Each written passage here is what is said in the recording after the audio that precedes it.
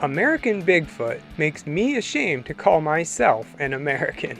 There is an alternative title called Camp Out, which I think is a pretty bad sign that you have to try to sell the same movie twice, just to make an extra buck.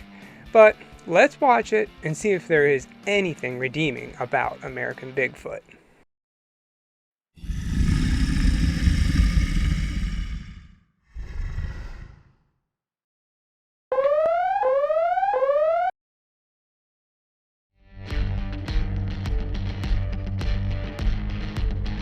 It starts out, like a lot of monster movies, in a diner.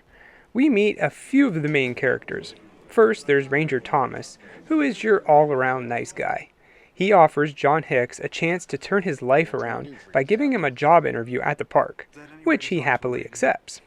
Next walks in Detective Denson, played by Zach Galligan, who we just watched in another Bigfoot movie, Night Beasts. Gee whiz, it's like him and Lance Hendrickson are competing to see who can be in more Bigfoot movies. Zach's got a few more to go to catch up. Benson takes John home, and while looking around in the woods for his phone he dropped, he stumbles upon a baby Bigfoot. Hey, come out! Without questioning, he shoots it.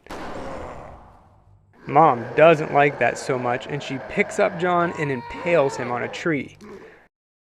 The baby dies in its mother's arms while she does her best Chewbacca impression. Dad comes home and sees what's happened, and he's ticked. On his way home, Detective Benson finds a lady who hit a tree. She basically says a Sasquatch ran out in front of her in the middle of the road. At first, Benson doesn't believe her, but reports come in and he starts to come around. One of these reports is of a missing child. This boy was taking out the trash, and Bigfoot comes by and kidnaps him, all while his mom freaks out. Overacting at its finest. Well, he was taking out the garbage, and I asked him to come and get another bag, and he said okay, and the next thing I know, he's screaming for me. He's screaming my name, Mom, and I go running out of the house, and I'm looking, and I don't see him anywhere here. I'm calling for him. He's not coming out, and all of a sudden, I seen someone running really, really fast through the woods. It turns out that this kid is some sort of replacement for the one John shot earlier.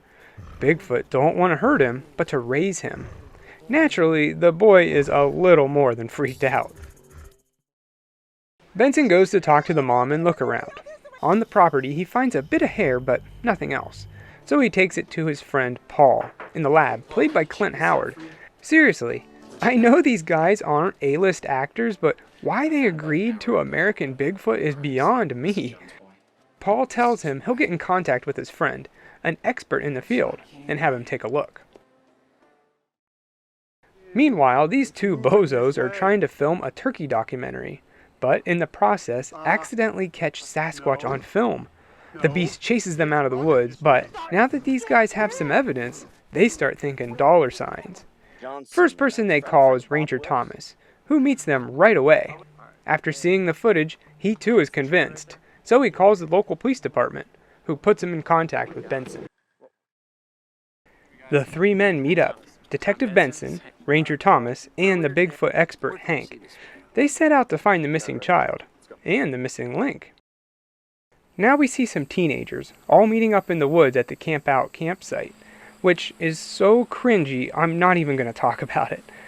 Some of them wander off into the woods, and, well, you know what's going to happen there. That's right, Bigfoot hates horny teenagers. While Dad's out on a murder spree, Mom's back home keeping watch over their new child. But she falls asleep, and the kid is able to escape. He runs to a church, and they call his mom. So, a happy ending there. Back to our heroes, who find the kids, but Bigfoot finds them. He knocks over Ranger Thomas, breaking his leg. They get him fixed up and back to his truck, where the news has caught wind of what's going on. They try to interview Thomas, but he doesn't want to have anything to do with it. So they talk to the two guys who caught the creature on video, and they just ham it up for the camera and try to get famous. It's not funny, but for this movie, it's the best you're gonna get. While all that tomfoolery is going on, Benson is knocked out and the kids go running. Hank manages to get the detective back on his feet, and they all come back to the kids. Then, howls are heard in all directions. And The end.